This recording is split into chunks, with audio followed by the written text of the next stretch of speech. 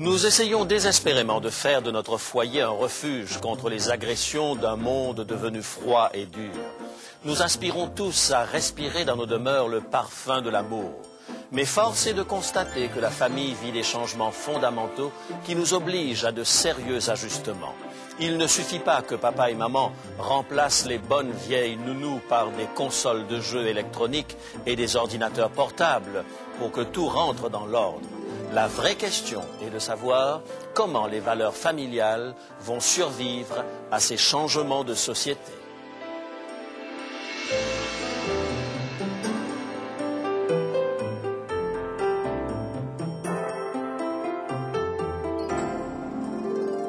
Il est écrit, je suis José Élysée et je vous propose la solution à vos besoins les plus profonds, le Christ vivant.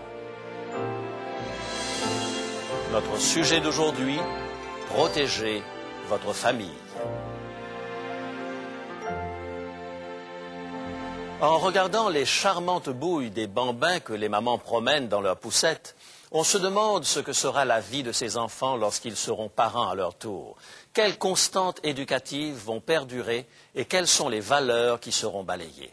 En quoi ces changements vont-ils affecter le relationnel ou le spirituel dans les futurs foyers? Les premières informations qui nous parviennent semblent apporter de bonnes nouvelles. La plupart des futurologues s'accordent à dire que nous allons passer de plus en plus de temps à la maison. Si dans les dernières décennies du XXe siècle, la maison familiale s'était réduite à un simple arrêt d'autobus entre deux stations, on nous promet que les activités centrées autour du foyer vont connaître une véritable résurrection. Révolue l'époque où tous devaient travailler à l'extérieur de la maison, les parents et les enfants se croisant, s'arrêtant pour croquer un morceau, changeant de vêtements et filant au terrain de sport ou au bureau pour boucler un dossier. On nous assure que de plus en plus de gens vont pouvoir travailler à la maison, grâce, entre autres, à l'ordinateur. Connectés via Internet à un très vaste réseau d'informations, de plus en plus d'individus vont devenir des travailleurs indépendants.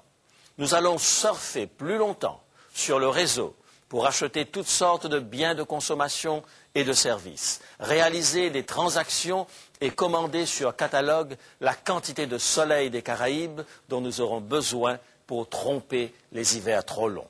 Le temps n'est plus loin où le clavier de l'ordinateur, la télévision, le téléphone vont se fondre en un système unique au service de l'individu retrouvé. Tant mieux pour la famille, si les uns et les autres sont appelés à bénéficier de plus de temps libre. Mais certaines nouvelles sont plus inquiétantes. Comment contrôler ces outils de communication? Tenez, voilà quelques jours, un père de famille racontait ses déboires avec la compagnie de téléphone. Il s'était retrouvé avec une facture de téléphone de plusieurs milliers de dollars parce que leur fille de 12 ans avait surfé pendant des heures sur des sites pornographiques. Si au siècle dernier, il fallait une volonté délibérée pour s'encanailler, tout nous est offert aujourd'hui sur un plateau, dans l'intimité de notre foyer, à l'abri des regards un tantinet inquisiteurs. Les autoroutes de l'information saturent nos octets de choses dangereuses ou immorales. Nous ne sommes pas à l'abri non plus de ces petits génies de l'informatique qui se font un plaisir de déjouer les verrous de sécurité qui sont censés protéger nos informations personnelles, sans oublier les cookies que tous les prestataires de services glissent subtilement dans nos ordinateurs pour épier nos comportements d'internautes et mieux cibler leur clientèle.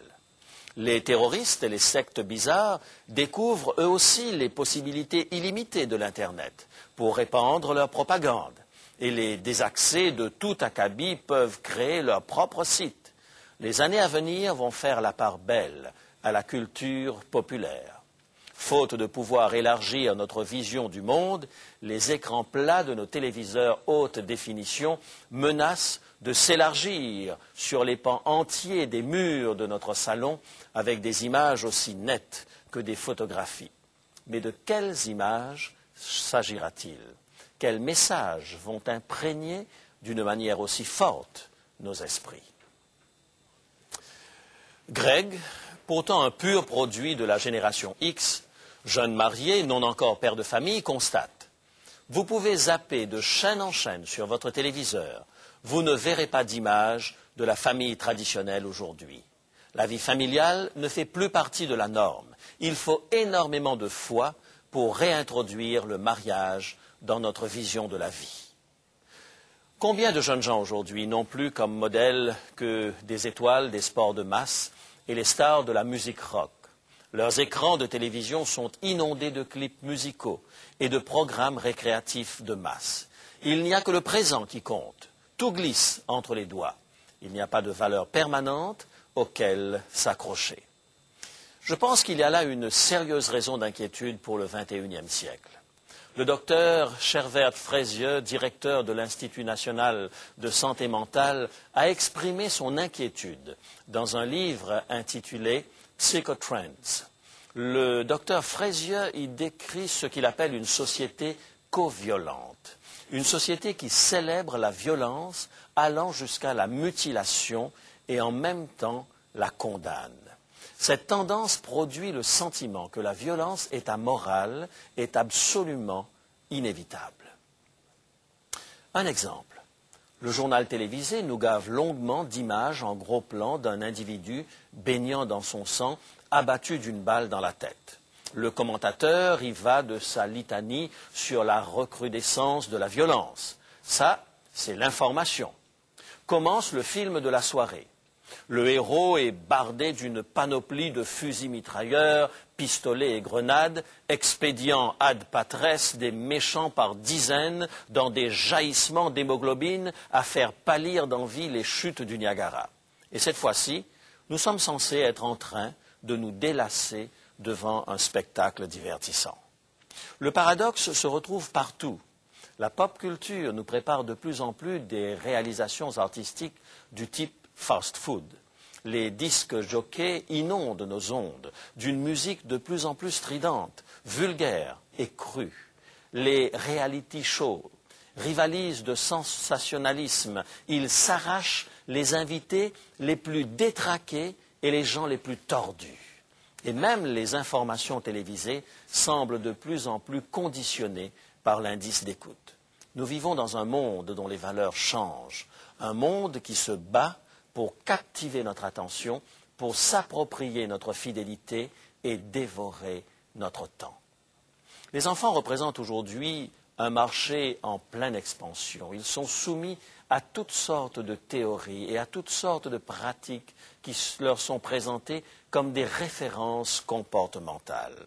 Si notre génération a été soumise à une morale binaire dans laquelle il existe le bien d'un côté et le mal de l'autre, la nouvelle génération, elle, est exposée à des versions différentes et nuancées de la vérité et de l'erreur, chacun fabriquant sa propre vérité. Une responsabilité importante repose sur nos épaules dans l'initiation de nos enfants à la culture médiatique. Comment les aider à faire leur choix en fonction de valeurs éprouvées? Comment leur apprendre à hiérarchiser les choses? Ils ont besoin de repères pour distinguer entre ce qui est sain et malsain, entre ce qui est moral et immoral. Notre gros problème aujourd'hui est de savoir comment nous-mêmes allons évaluer les informations que nous recevons. Quels sont les critères qui vont guider nos choix? Lorsque l'impératif catégorique laisse place à l'estimation subjective, il y a fort à parier que plus d'un risque de perdre les pédales. J'aimerais vous suggérer quelques éléments bibliques qui pourront nous servir de repères solides. Au centre du livre de l'Apocalypse se trouve une section qui parle de la fin du monde. Dieu attire l'attention des habitants de la terre sur le comment échapper au délire collectif qui va saisir les habitants de la terre. Au chapitre 14, les versets 6 et 7, nous voyons 3 anges qui proclament un message éternel à l'intention de tous les habitants de la terre. Lisons ce passage de l'Écriture, Apocalypse, chapitre 14, versets 6 et 7. Je vis un autre ange qui volait par le milieu du ciel, ayant un évangile éternel, pour l'annoncer aux habitants de la terre, à toute nation, à toute tribu, à toute langue et à tout peuple. Il disait d'une voix forte, « Craignez Dieu et donnez-lui gloire, car l'heure de son jugement est venue, et adorez celui qui a fait le ciel, et la terre, et la mer, et les sources d'eau. C'est la bonne nouvelle de la grâce de Dieu. Mais l'ange insiste sur l'importance de craindre Dieu et de lui donner gloire, car l'heure de son jugement est venue. Ce texte nous transporte à un moment où Dieu est sur le point de juger le monde. Le jour où Dieu va mesurer le monde avec un étalon de référence. Dans le tout petit livre de Jude, consacré en majeure partie à parler du jugement, l'auteur s'exprime ainsi dans les versets 14 et 15 de l'unique chapitre de son livre. Jude, chapitre 1er, versets 14 et 15. C'est aussi pour eux qu'Enoch, le 7e depuis Adam, a prophétisé en ces termes. Voici, le Seigneur est venu avec ses saintes myriades pour exercer un jugement contre tous et pour faire rendre compte à tous les impies parmi eux de tous les actes d'impiété qu'ils ont commis et de toutes les paroles injurieuses qu'ont proférées contre lui des pécheurs impies. Nous n'aimons pas entendre parler de jugement, de devoir rendre des comptes. Acheter, d'accord, mais passer à la caisse, c'est moins intéressant. Et pour faire plaisir à une société qui rechigne toujours plus devant l'effort et qui prône la facilité en toute chose, les conducteurs religieux ont renoncé pour la plupart à rappeler le juste jugement de Dieu. Nos contemporains ne veulent pas en entendre parler, voire même penser à ces choses. Aussi, nous leur servons une religion à la carte, où le petit Jésus est toujours tout petit, inoffensif et couché dans une crèche. Et si les dérives de nos sociétés occidentales étaient justement provoquées par ce laxisme moral? Une des raisons pour lesquelles nous sommes désarmés lorsque nous désirons aider nos enfants à faire des choix judicieux est que pendant trop longtemps nous nous sommes nous-mêmes écartés de la loi de Dieu. Nous aimons entendre parler de l'Évangile qui nous rassure. Nous avons renoncé à une norme de vie objective, transcendantale. Nous expliquons à nos enfants qu'il est dangereux de prendre, de toucher à la drogue à cause de l'accoutumance, tout en tirant à fond sur notre cigarette. Nous recommandons à notre fille de ne pas fréquenter les copains qui viennent à l'école avec des armes à feu, tout en astiquant le pistolet que nous gardons dans le tiroir de notre table de nuit. Combien de temps encore pourrons-nous justifier nos incohérences? Nous avons perdu de vue qu'il existe un étalon extérieur à nous-mêmes pour évaluer notre comportement. Nous vivons à une époque où chacun établit ses propres règles, un temps où chacun regarde la vérité par son propre bout de la lorgnette. Le jugement dernier nous apprend que nos actions seront mesurées avec l'étalon absolu de la loi de Dieu. À force de voir des séries télévisées qui prônent la violence, le sexe et le mensonge, la nouvelle génération arrive à la conclusion que l'honnêteté n'est pas nécessairement une valeur absolue, car on obtient plus facilement ce que l'on désire si l'on ment, si l'on triche ou si l'on vole. Sans un critère absolu de définition de responsabilité devant Dieu, l'individu est tenté de conformer son comportement à ses propres règles. S'il ne comprend pas que tout ce qu'il fait sera mesuré par l'étalon de Dieu, il lui sera difficile d'être d'une intégrité absolue. Il ne s'agit pas ici de véhiculer des normes culpabilisatrices surannées. Il s'agit de revenir à une saine vision d'un Dieu qui nous aime et nous accepte tels que nous sommes. Un Dieu qui désire le meilleur pour ses enfants. Quel parent se résignerait à laisser son enfant marcher à quatre pattes toute sa vie sous prétexte que c'est difficile d'apprendre à marcher? Ou quel parent punirait son enfant parce qu'il tombe lorsqu'il apprend à marcher? Notre image de Dieu est si tordue que nous en sommes venus à la conclusion que Dieu attend le moindre prétexte pour nous tomber dessus. Dieu nous aime infiniment plus que nous n'aimons nos propres enfants. Et il nous regarde avec tendresse et compassion lorsque nous nous débattons pour maintenir notre tête hors de l'eau. Mieux, il nous tend la main pour nous aider à en sortir. Cependant, il sait, dans sa sagesse infinie, que livrés à nous-mêmes, sans normes, Notre espèce est vouée à l'extinction à plus ou moins longue échéance. Le jugement nous donne une meilleure perspective de la loi de Dieu. Ce que le Christ a réalisé à grand prix sur la croix nous aide à remettre à leur juste place les valeurs qui sombrent tout autour de nous aujourd'hui. Voici un principe tout simple de la parole de Dieu qui élargit notre vision de l'avenir. Nous le retrouvons dans la deuxième épître de Paul aux Corinthiens, au chapitre 3 et au verset 18. 2 Corinthiens, chapitre 3 et le verset 18. Nous tous qui le visage découvert, contemplons comme dans un miroir la gloire du Seigneur. Nous sommes transformés en la même image, de gloire en gloire, comme par le Seigneur l'Esprit. Nous sommes transformés par la contemplation lorsque nous fixons les yeux sur Jésus. Nous sommes transformés à l'image de ce que nous admirons. Il y a de fortes raisons de penser que ce sur quoi nous allons focaliser nos pensées va modeler en grande partie notre personnalité. Souvenez-vous de cette terrible tragédie de Littleton au Colorado. 2 adolescents sont entrés dans leur collège, chargés de bombes et d'armes, et ont commencé à tirer sur leurs amis de classe avec l'intention délibérée d'en tuer le plus grand nombre possible avant de retourner leurs armes contre eux-mêmes. Dans la stupeur qui a saisi toute l'Amérique, nous nous sommes tous posé la question.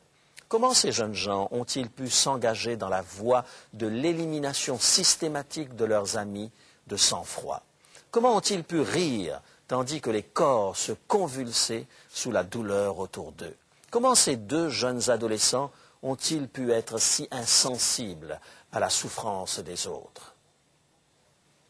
Un élément de réponse se trouve probablement dans les images dont ils ont gavé leur esprit pendant les mois qui ont précédé la tragédie. Leur jeu vidéo préféré avait pour nom le jugement dernier. Ils étaient obsédés par ce jeu. Et savez-vous quel est l'objectif de ce jeu? Abattre le plus grand nombre possible de gens. Leur film préféré s'intitulait « Né pour tuer ». Ils l'ont regardé des quantités de fois. Et ce film raconte avec force détail l'épopée d'un couple qui accumule les meurtres sans mobile. Bien sûr, ce ne sont pas tous ceux qui jouent à des jeux violents qui vont descendre leurs camarades de classe. Ce ne sont pas tous les spectateurs du film Orange Mécanique qui vont se livrer à des meurtres gratuits. Mais il est clair que ce dont nous nourrissons et dont nous nourrissons nos esprits peut avoir une répercussion sur notre comportement. Cette culture de la violence propre à l'Amérique du Nord a certainement une incidence sur des jeunes fragiles qui se sentent seuls, perturbés sur le plan affectif et avides d'une revanche sur la vie. La Bible nous rappelle que nous sommes transformés à l'image de ce que nous contemplons. Ce n'est pas un changement brutal, cela peut prendre du temps, mais nos valeurs sont peu à peu remises en question, soit dans le sens du bien, soit dans le sens du mal. Comment alors protéger nos familles? Offrons-leur la possibilité de contempler des choses qui élèvent l'âme. En nourrissant leurs pensées de choses saines, nous créerons ainsi une dynamique de vie et non une dynamique de mort. Écoutez ce merveilleux conseil qui nous est donné par l'apôtre Paul. On le trouve dans le 4e chapitre de son épître aux Philippiens au verset 8. Philippiens, chapitre 4 et le verset 8. Au reste, frères, que tout ce qui est vrai, tout ce qui est honorable, tout ce qui est juste, tout ce qui est pur, tout ce qui est aimable, tout ce qui mérite l'approbation, ce qui est vertueux et digne de louange, soit l'objet de vos pensées. Focalisons nos pensées sur les aspects positifs de la vie. Au lieu d'élever des barrières autour de nos maisons pour nous protéger de ce qui est laid, entourons-nous de ce qui est esthétique et harmonieux. Ne nous contentons pas de dénoncer ce qui est destructeur, mais offrons à nos enfants la possibilité d'accéder à ce qui est beau et digne de contemplation. Mes amis, notre vie peut être transformée par l'amour de Dieu révélé dans sa parole. Méditons sur ce que Dieu peut faire dans notre existence, tandis que nous faisons silence en nous-mêmes.